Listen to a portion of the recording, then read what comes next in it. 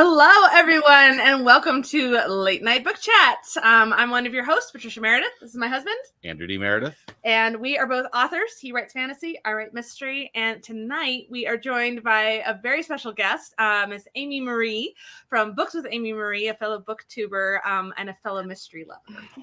Yay. Thank you so much for joining us tonight. Thank you so much for having me. I'm so excited. Absolutely. Thank you for those of us who are joining us live. I know this is we've had a couple of weeks there because it's summer, where we did some pre-recorded ones. So we are live. We are actually talking with Amy right now. So thank you for joining us. Be sure to say hi in the comments in the chat over there. And if you have any questions for Amy, be sure to put an asterisk, a little star shape at the front of it. So that way at the end of our interview, we can find those really easily because we like to save those questions for the end, because we have our own questions for Amy. So, Our first question is, who are you? Yes. Tell us who you are. Boy, that could get really big. My name is Amy Marie, and I've been on BookTube for almost 3 years. I think this fall. Congrats. Be 3 years. So class of 2021? Yes. Yeah, I guess so. Yes. And I primarily focus on mysteries on my channel, anything mystery thrillers, a lot of cozy mysteries. I do throw in some historical, which I'm a big fan of Patricia's writing. I really, really love all the mysteries she's come out with. And yeah, I just really enjoy sharing mystery content and cozy living and just baking all of those like romanticized little moments and joys of life. Absolutely. Yeah. And I want to ask you more about that later because I've noticed you've been doing a little bit more of that. But yeah, so let's see. I've been following Amy, at least 2 years. So I hadn't realized that I'd started following you like towards the beginning of when you had been on BookTube, because you had lots of followers it felt like straight out of the bat. So by the time I found you, so. Yeah, I think it was about 2 years ago. Yeah, because that's when I started reading the Spokane. That's right. Tower Mystery series. Yes, love, and I'm waiting for the next book in. Thank you. I'm working on it. Yes. Life happens. Yes, definitely. Yes. So let's see. So we normally start with a bunch of random questions, and these will be random bookish questions. So they might kind of overlap with some of our questions from later, but we'll see how it goes. All right. So, would you rather read the same genre forever or only be allowed to read one book from every genre? Well, I kind of know that. I think I know the answer to this. I'll go with the same genre forever. Yes. Especially depending on who you ask if mysteries and thrillers are in the same category, because I feel like thrillers are part of the mystery genre, just like one sub-genre. Absolutely. Yeah. But if I had to eliminate thrillers and just go with mysteries, then I would do that. So. Absolutely. Yep. All right. What is a book that people just keep recommending to you? It can be good or bad. I feel like recently it was the Cat in the Stacks mystery series, which I did finally read and really enjoyed. Mm-hmm. But I feel like I've been getting a lot of the Beacon Bake Shop mystery series. Okay. A lot of people have been saying that's really good. I think that's by Darcy Hannah. Mm-hmm. So I feel like I need to read that. Yeah. I've also been told I really need to get into Dorothy L. Sayers. Yes. I have read one short story by her and I absolutely adored it. I thought it was so brilliant, but I haven't read any of her novels yet. And I think I have one. It's like Lord Peter. Mm-hmm. I have one. I think it's called Strong Poison. I have it on my cart back here. That's a great one to start with. Yes. I really want to read that because it sounds kind of bad, but anything with poison really fascinates me. I feel like that sounds terrible out of context, but for mystery novels, I always love when poison is the means, because it could be pretty much anybody then. There's no real physical component. Yeah. Like you don't have to overpower someone. So yeah. Yes. Exactly. Yeah. So Dorothy L. Sayers is one of my huge inspirations. So if you like my books, you'll love her books. Yeah. She's fascinating. I love her. She was an honorary Inkling. She's no, that's one of those misquote things. She was not part of the Inklings, but she was part of the detection club with G.K. Chesterton and Agatha Christie and A.A. Milne. He was one I learned. It was a member of the detection club because he wrote the Red House mystery, which is wonderful. But yeah, Dorothy L. Sayers. So her first one is Whose Body, which you kind of do want to read them in order, because Strong Poison is a good one to start with because it's the first introduction of his of the female author that is very good. Yes, There's her in there, and so it's like she wrote a book about Agatha Christie. It's really funny. Oh, I'm all in. Yes, yeah, it's wonderful. But it's also where Lord Peter Wimsey starts changing. His character changes after he meets her. And so it's one of the things I like about Sayers versus Christie is because Sayers, her characters change, right? You know, Poirot never changes. He's very static. He doesn't have an arc at all. Lord Peter changes from book to book. He does develop as a person, as a character. So, but yeah, Strong Poison might have been actually the first one I read. I'm trying to think what the first one was. It's the first episode in the mystery. In the mystery, yeah. But don't watch the TV show. Read the book. Yep. Read the book. Is that one for me or? I was just okay. You're good. All right. If you could have any skill or ability from a book character, what would it be? Ooh, wow.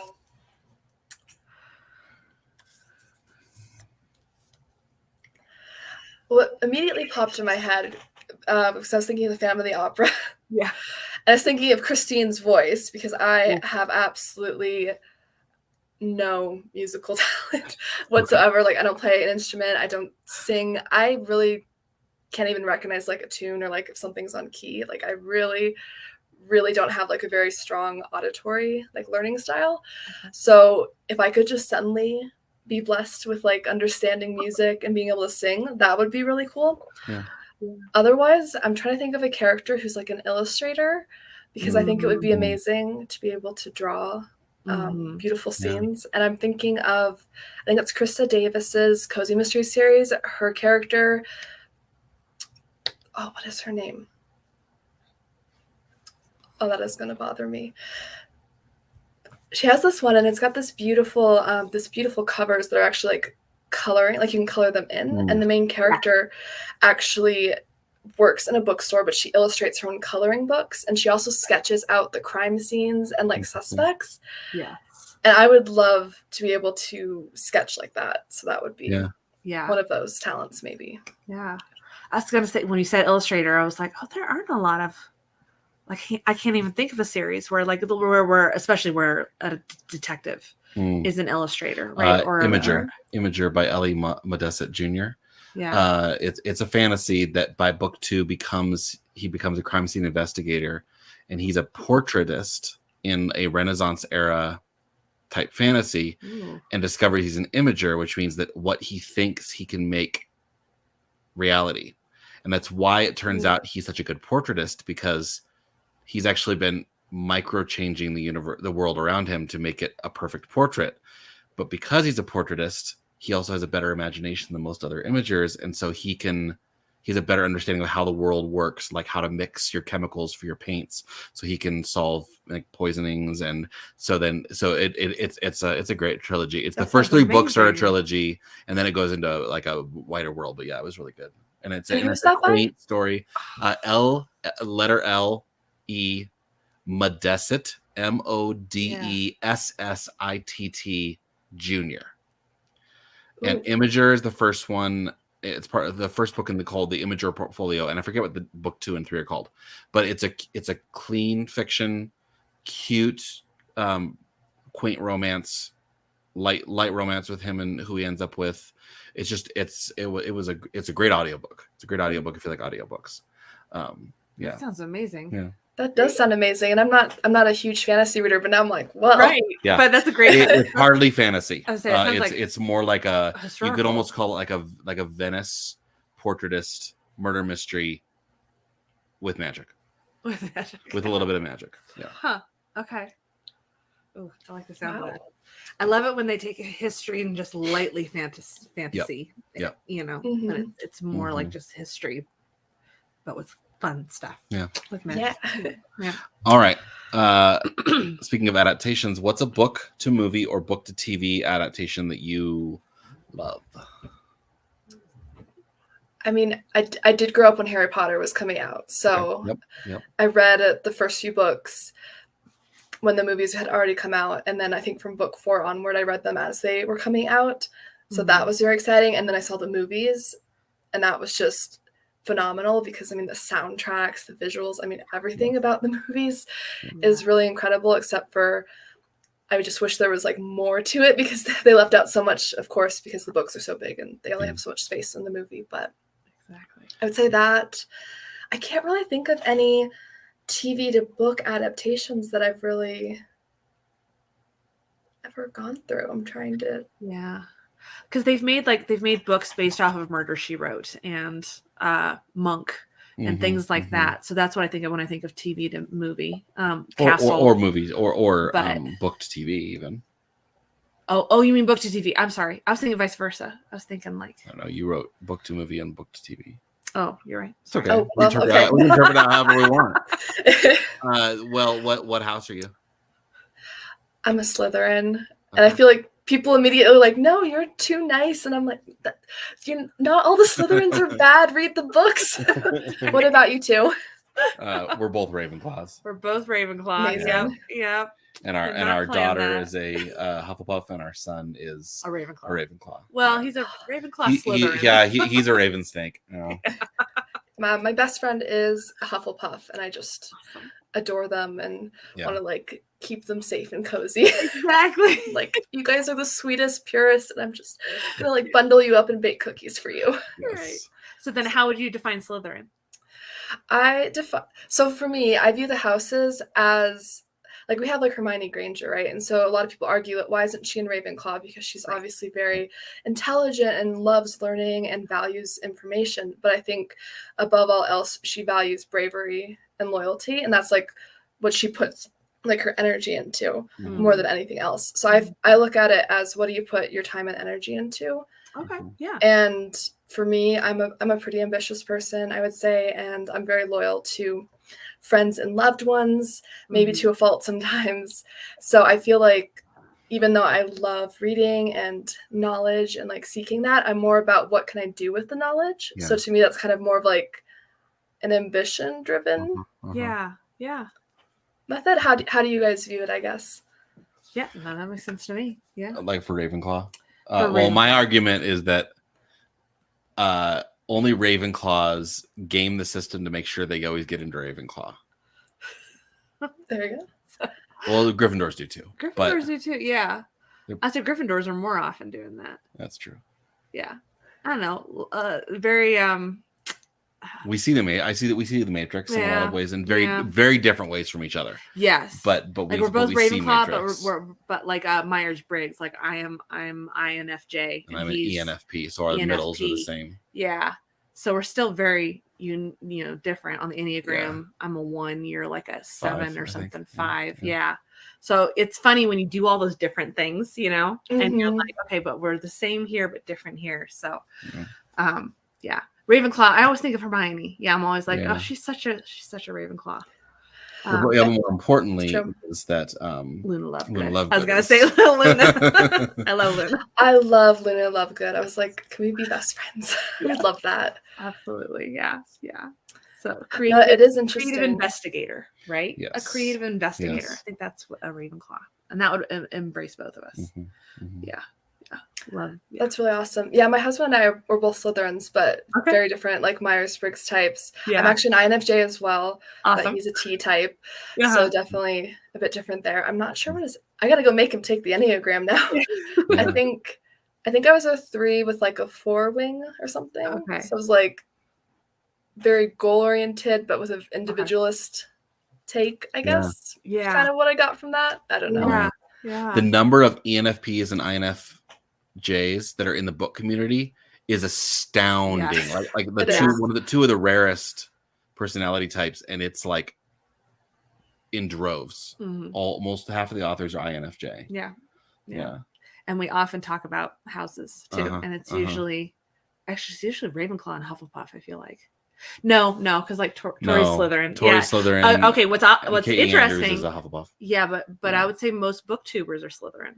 Most of the booktubers we've talked with are Slytherin. Yes. Yeah. So what does that say? Yeah.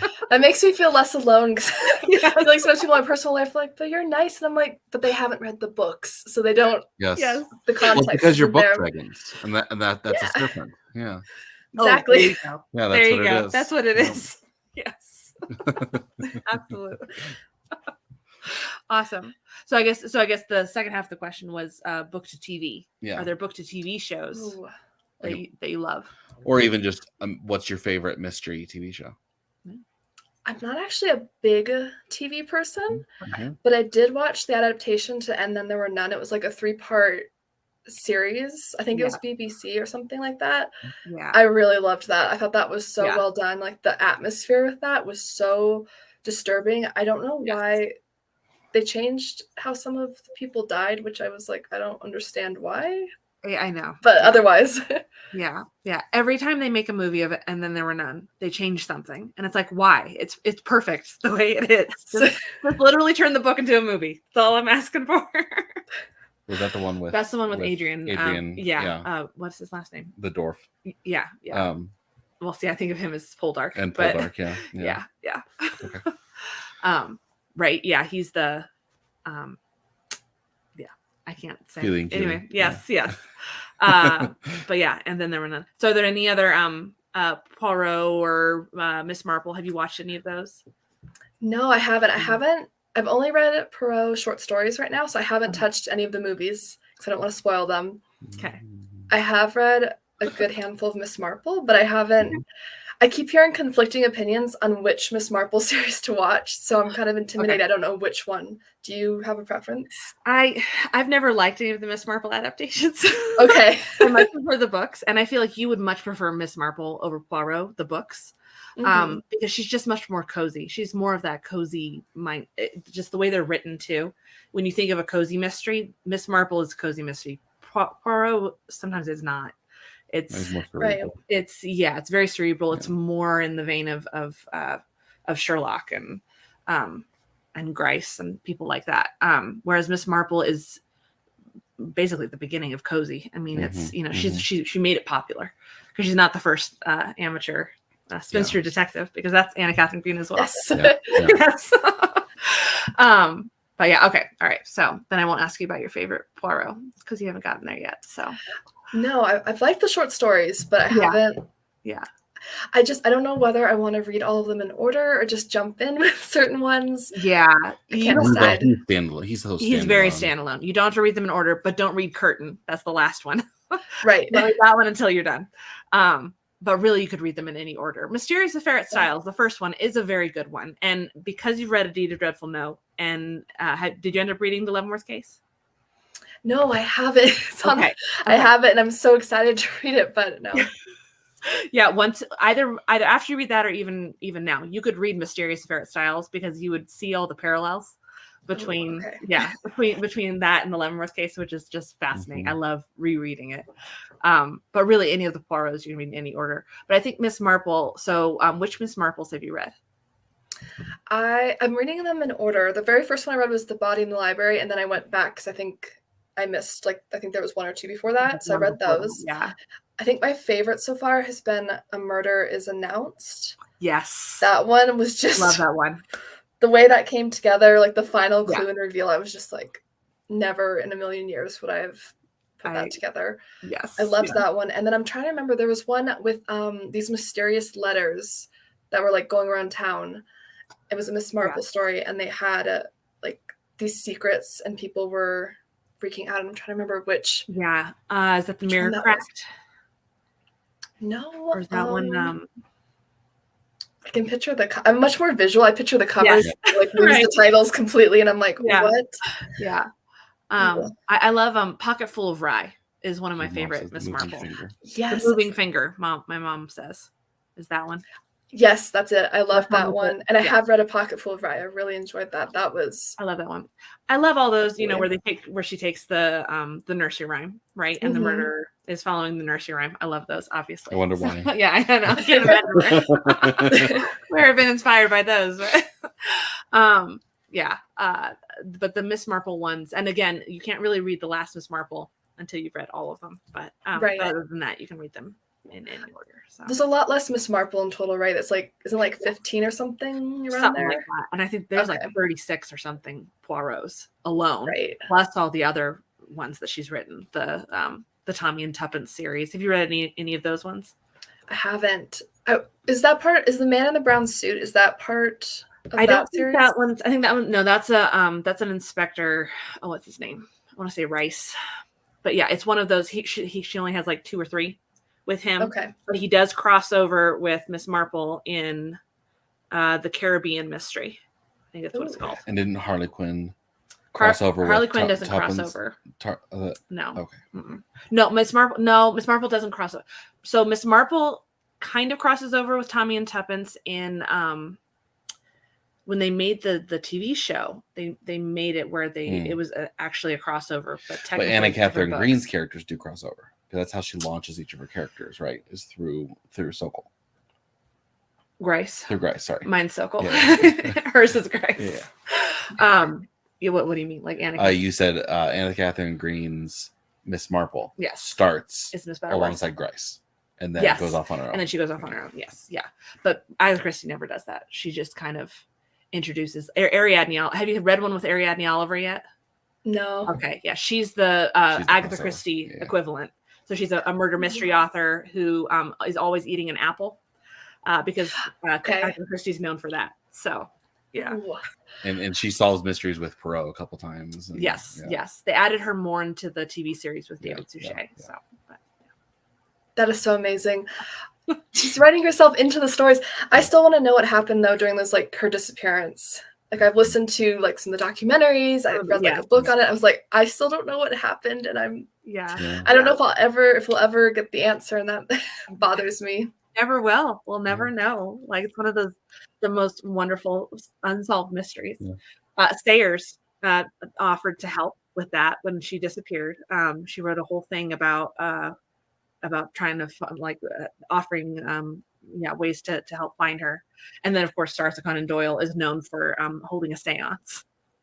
Trying to figure it out. Boy. Yes. And didn't you say that 49 Steps is actually tied along with that? No, 49 Steps is totally different. I know, but Hitchcock's story that has a woman on a train, or it's one Vanishing Lady. Vanishing Lady. Yes, it might be a reference to her as well. Exactly, it's kind of inspired by Agatha Christie's disappearance. Yes, but my favorite explanation for Agatha Christie's disappearance is Doctor Who. Giant wasps. Yes. It's a whole alien connection. It's wonderful. It's wonderful. Yeah. Did either of you see that movie about her disappearance? Which one? Probably. It was a couple years ago. It was a newer one. Boy, is it one where she's solving a mystery, and that's why she's that's why she disappears? Yeah, I loved that one. I think I saw it through Netflix or something. Was it? I think that's where I saw. Oh no, I checked it out from my library. Yeah, we have a pretty good DVD selection, fortunately. Yeah. I forget the name of that one. But yeah, there's also one called Agatha that's Dustin Hoffman and forget the gal's name. Anyway, and it's another one where she kind of, I think that one she disappears off of the Orient Express. It has something to tie with like she jumped on the Orient Express, but then she disappears from that. And it all ties in with all of her books and stuff, and it's all a conspiracy. I love it. That sounds I love conspiracies. That sounds wonderful. Yes, especially when they're tied to history like that. Yes. Right? Stranger than fiction. I love it. So anyway, that's enough about Agatha Christie. So I assume that because you're more visual, you prefer reading physical books over audio or ebooks? Absolutely. I actually really struggle to listen to audiobooks because I find myself like my mind just wanders. Like I've had someone suggest maybe try it during cleaning, but I've tried doing it like on the treadmill or like walking because I thought that's not, I don't have to like think too hard about walking. So I was like, but I just like lose track. I can listen to nonfiction. Okay. Though. Because you don't have to remember everything. You're just importing information at that point. Right. But if I'm trying to really like visualize the scene and it's fiction and I really want to like soak in the atmosphere, I just find myself too distracted. Yeah. So, and I know some people do like the tandem reading. Like I think Kay was saying that when they listen, and that really fascinates me. But then I feel like I just like keep skipping. Like I read kind of quickly. And then if I do it too fast in the ears, it sounds too funny. So I'm just, okay. Yeah. Yeah, it's pretty much all physical books. Yes. Awesome. Nice. So then if you're a physical reader, are you a note taker, especially with mysteries? Do you jot down notes in the margins and stuff about the mystery and things like that, or? No, I don't typically write my books because a lot of them are library books, but even the ones I own, I feel like I don't want to like spoil them. So only my very, very favorite books will I like underline passages in, like Rebecca by Daphne du Maurier is one of my favorites. So I have passages in that I've underlined. Yeah. But sometimes I'll keep a piece of paper near me and like jot down character names or like a family tree if the mystery doesn't have one. I really appreciate it when mysteries have like family trees because it just gets so confusing, especially if people have the same like last names or it's like senior and junior, and then you're just like, who is this person married to again? So I like making my own family trees.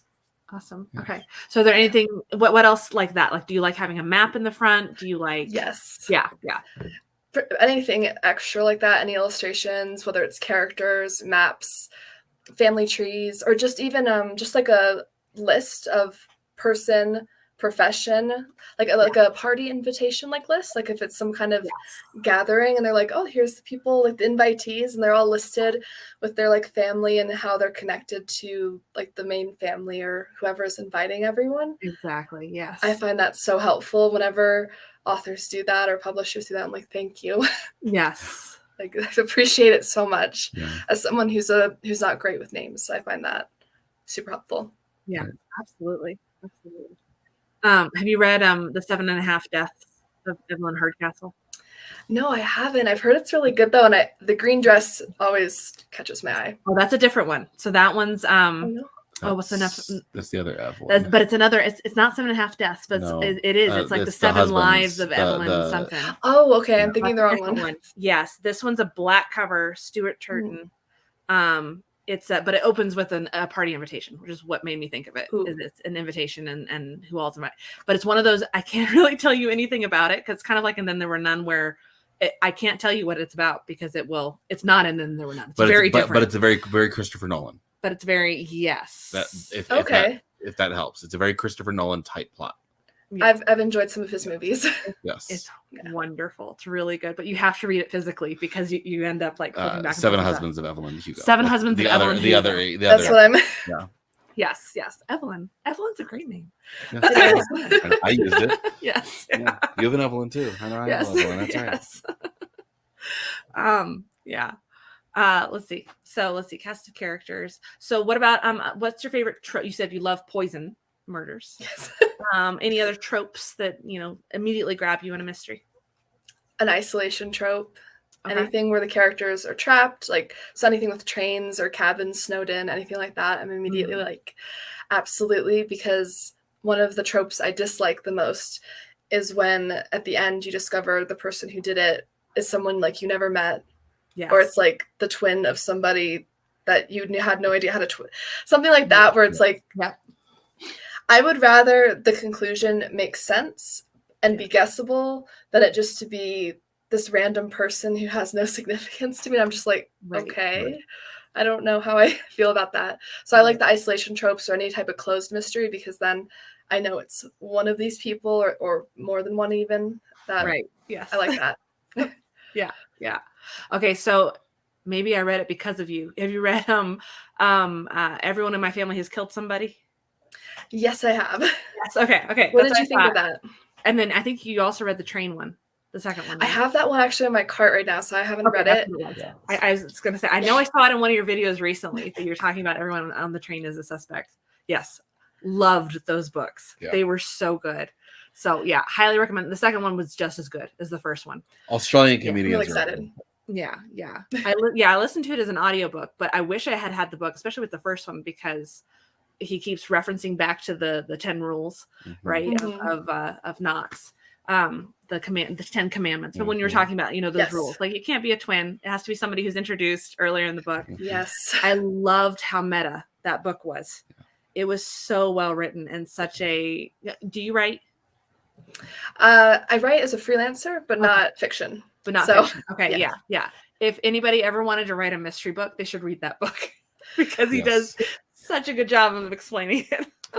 Those commandments. The twin one, one of the first cozy mysteries I ever read had like a twin reveal, and I was just sitting there like, felt so like ripped off. I was like, no, can't do this.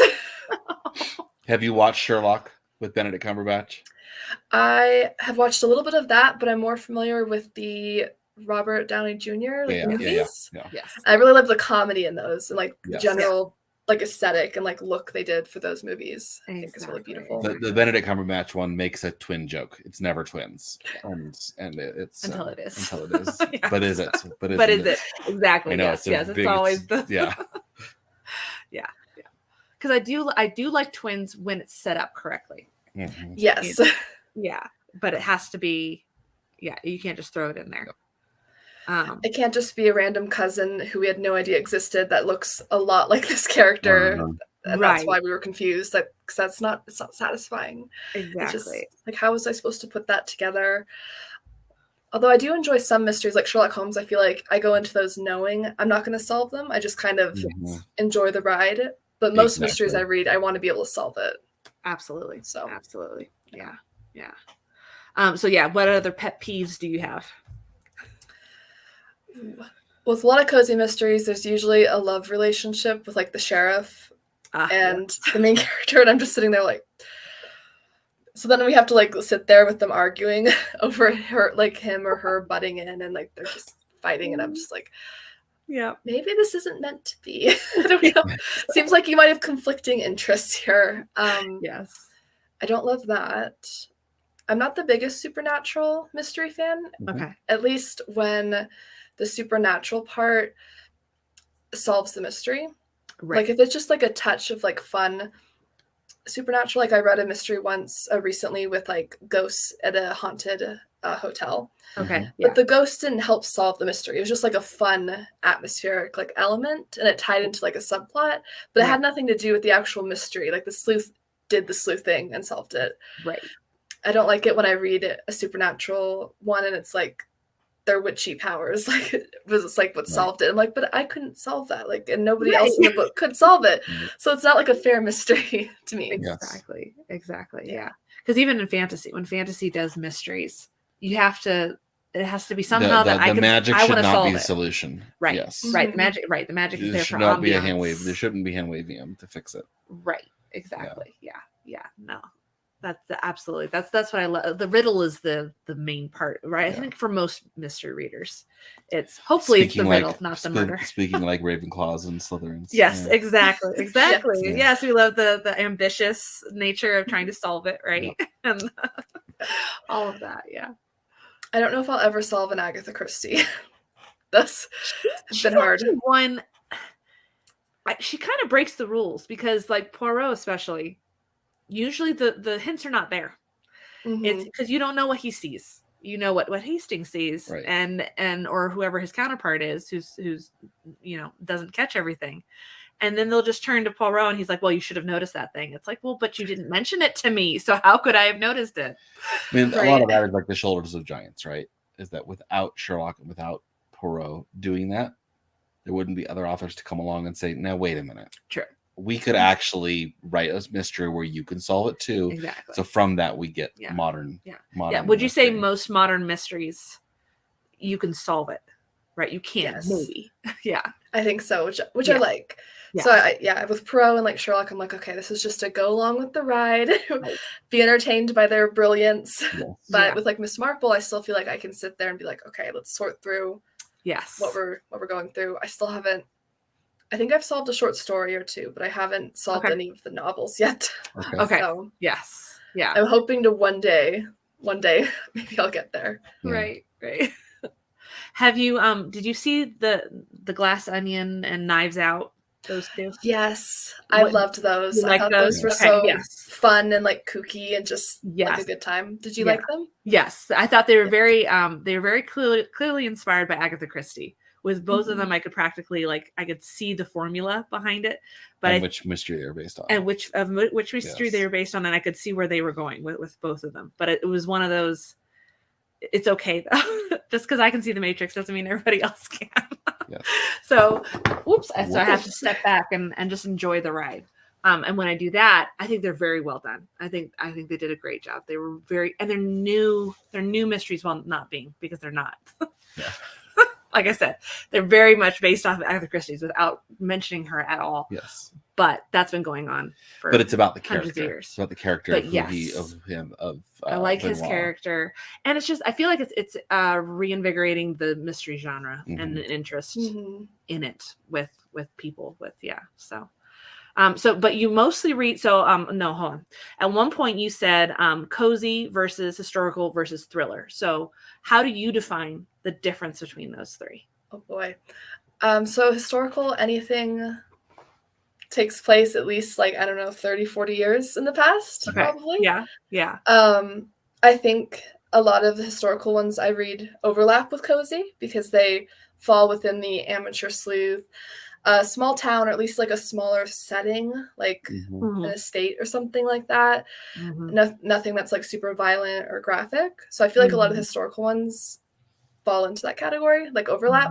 And then thriller, I feel like there's usually a mystery at the center, but it's more about the fast pacing and like the pulse, like driving, like you're just like sitting there like on the edge of your seat, like feeling like you're being watched kind of atmosphere. So there's usually like a mystery, like who did it or who is following the main character or something like that. But it's more about like the fear and the adrenaline, I guess, versus like the puzzle. That's how I look at it, I guess. Yeah, absolutely. But I would love your definition as authors. That makes sense to me. And I absolutely, when you said, I don't know the thriller is mystery, absolutely, I would say thriller is mystery. Yeah. Yeah. It probably depends on the author too. Like you look at Dean Koontz is a horror / thriller writer. So he's writing a very different set of, but there's mystery at the heart of those too. I mean, technically. Right. Technically, I would argue there is mystery at the center of every book because there's also always how is it going to come together at the end, right? It's but it's not. So I guess So do you tend to lean towards mysteries that have a detective? I guess so. Detective mystery. I tend to go for the amateur sleuths. I feel like. If I do read ones that are detectives, they're usually like small town detectives or like private investigators. I don't really love like the hard boiled like Chicago cop like hunting down a big time serial killer. Like I like the more personal crimes, I guess, where it's in like in a small town or like a family or something like that happens. Exactly. It feels more solvable and not as like gritty because I read to escape, so I don't want to feel like I'm watching like the news, I guess. Exactly. Super political or super scary or something like gory. Like I'm like, I'm good. Exactly. Yeah. And that's just what's so wonderful about cozy is because it's so it is escape. Right. It's because it is more about the puzzle and it is more about the relationships, which is what Miss Marple. That's why I think you'll like Miss Marple more than Poirot, because it's more about, oh, I knew this guy once who did this thing back in my, when I was young. And so, and then that ties into what's happening now because there's nothing new under the sun. Yeah. And that's one of the big themes in the Miss Marple mysteries. So I guess, cause I would think of detectives as either amateur or professional, right? Cause I do both. I love both. But you prefer amateur, right? I'd say amateur or like a very small town, somebody who doesn't have like extensive experience, like in big cities or something like that. Yeah. I also really like it when the sleuth is like a journalist.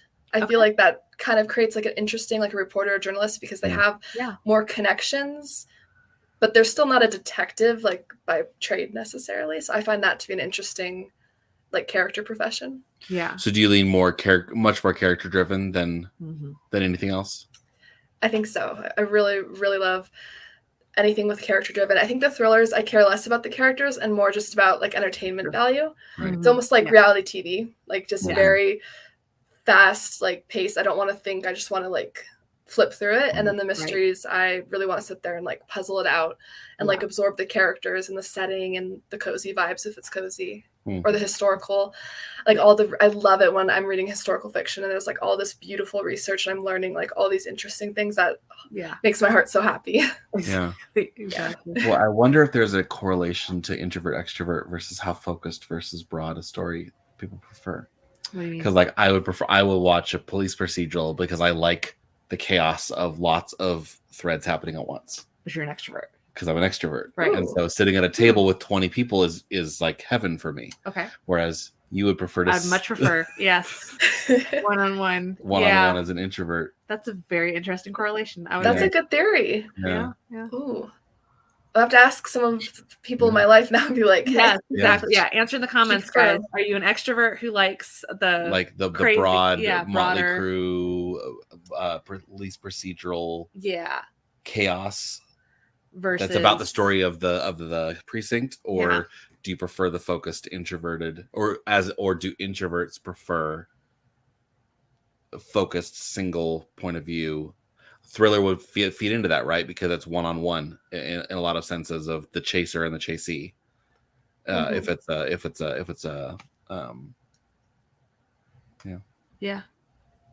that's a very interesting thought. Too.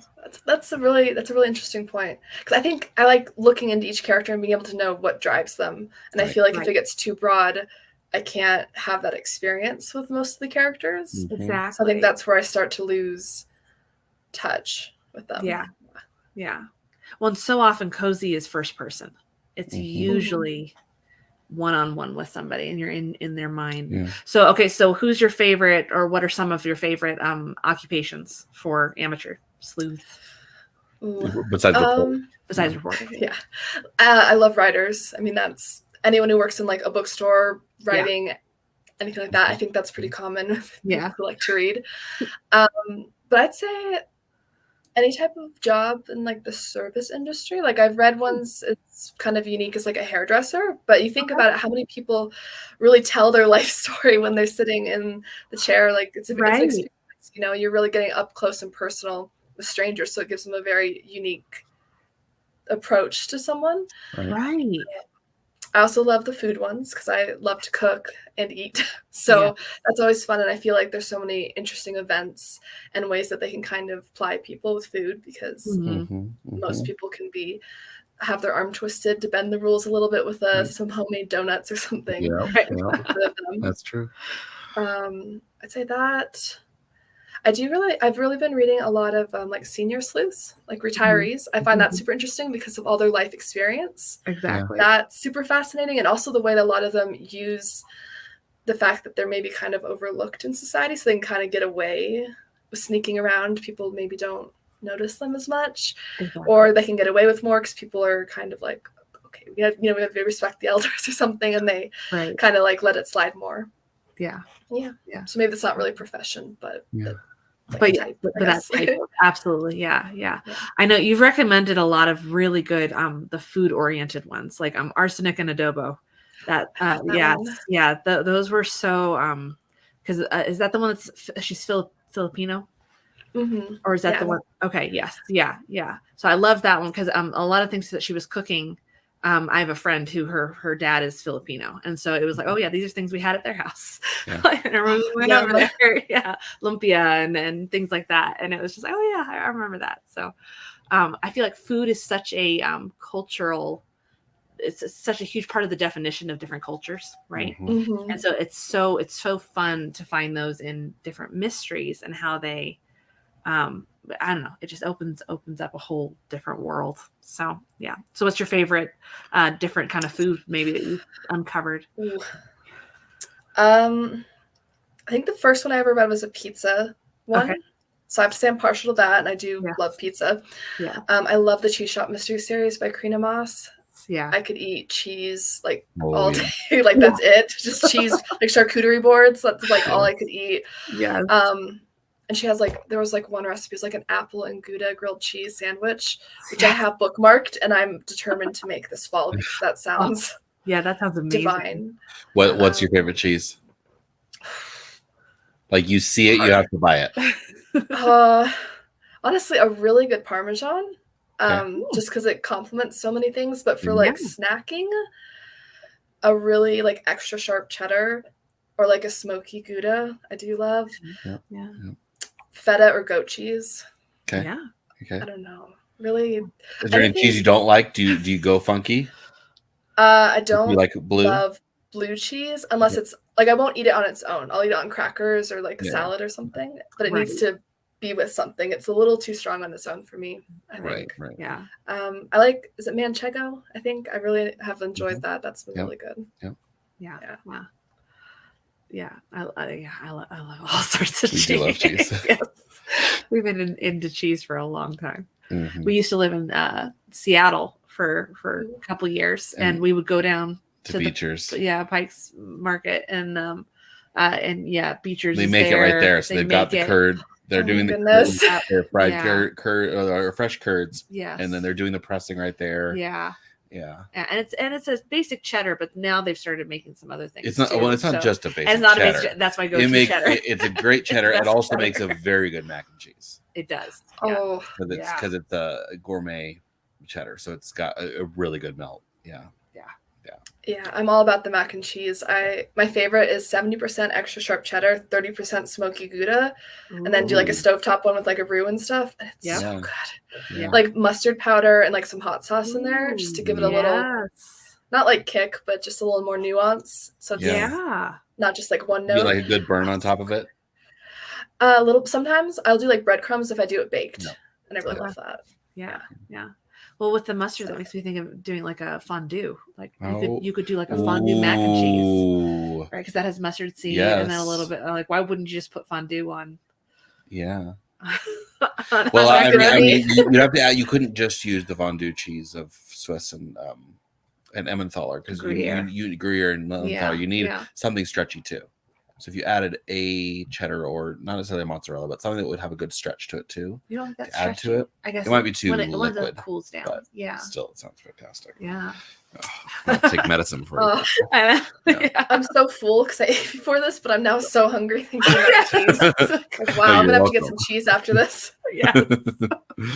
Cheese is always good. Yes. So let's see, food mysteries. Are there any other you've mentioned a lot of well, you've talked about baking and cooking yourself. I think don't you crochet or something too? I don't crochet. I pretty much just baking, reading. Nice. Those are like my baking and cooking, reading, and then YouTube. That's pretty much my hobbies there. And your puppy and your dog. Yes. Absolutely, just so sweet. I love dogs. I don't know what kind of dog you have.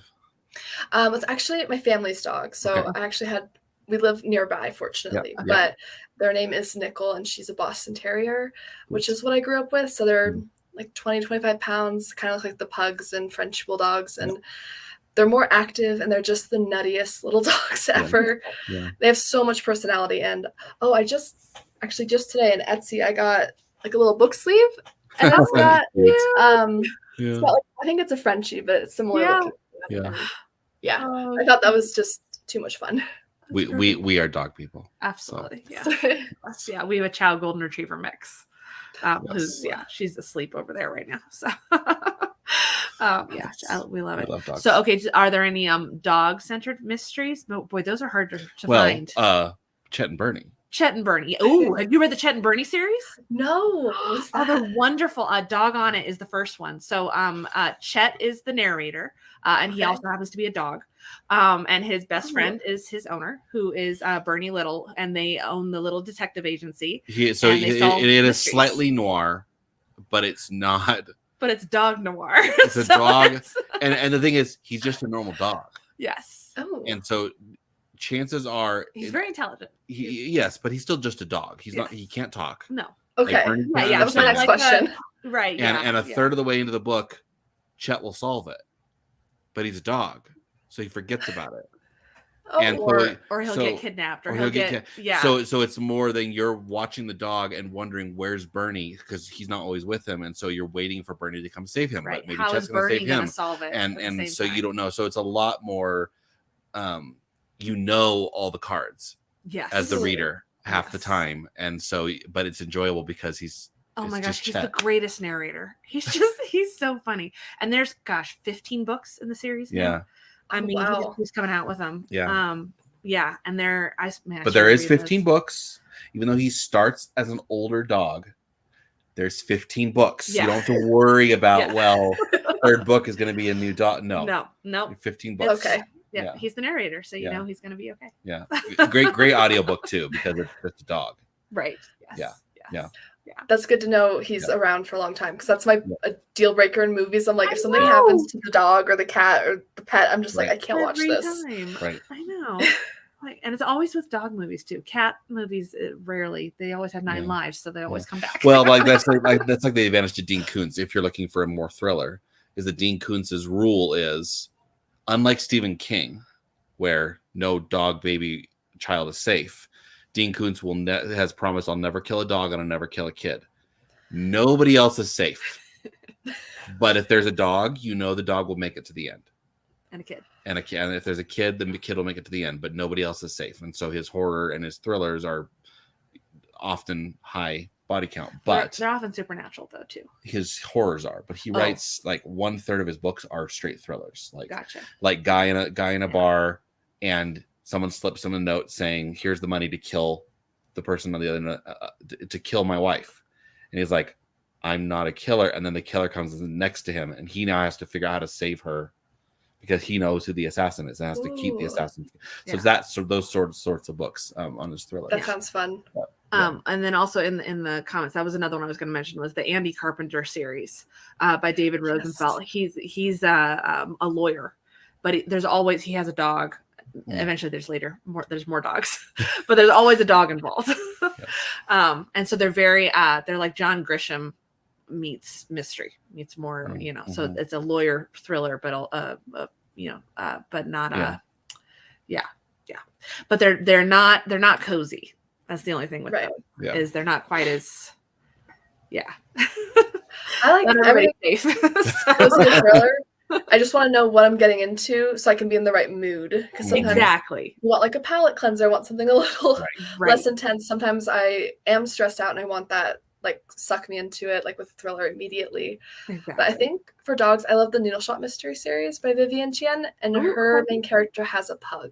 Oh, okay. Which I absolutely adore. So just like beautiful, squishy little dog. Yeah. Awesome. Love you. Awesome. Yeah. So are you a mood reader?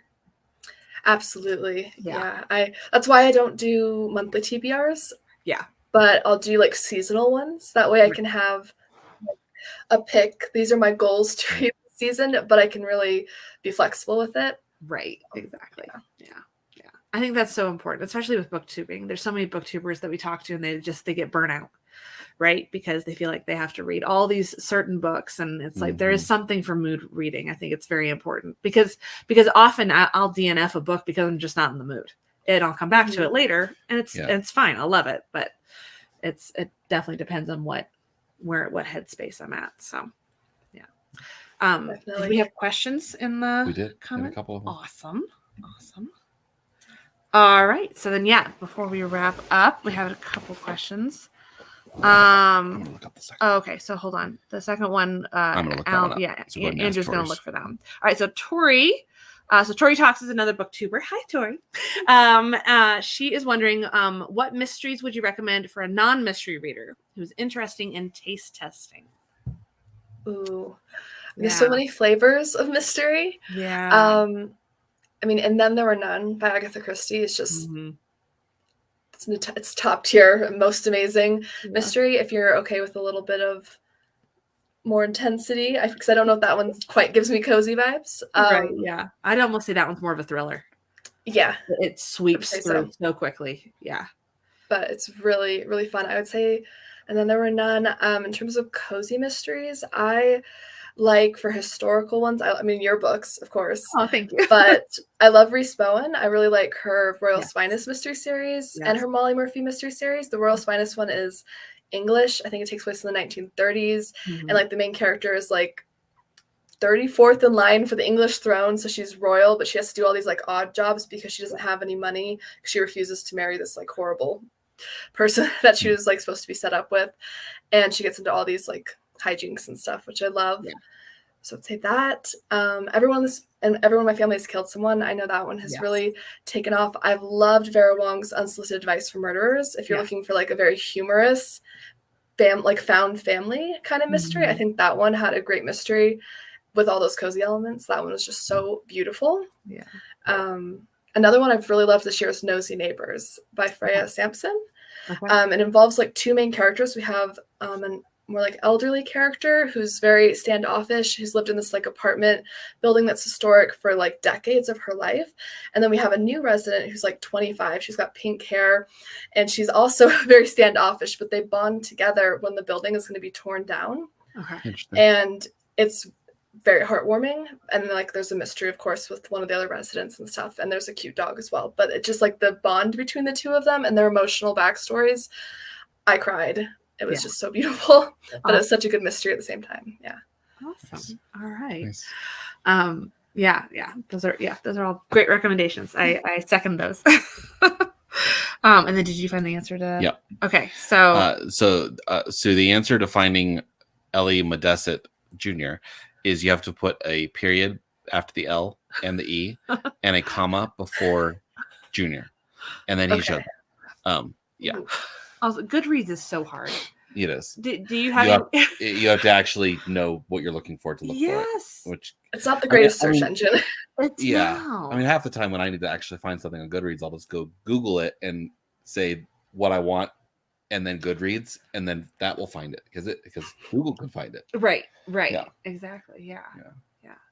So another question that I just thought of, do you prefer series, like the long versus standalone?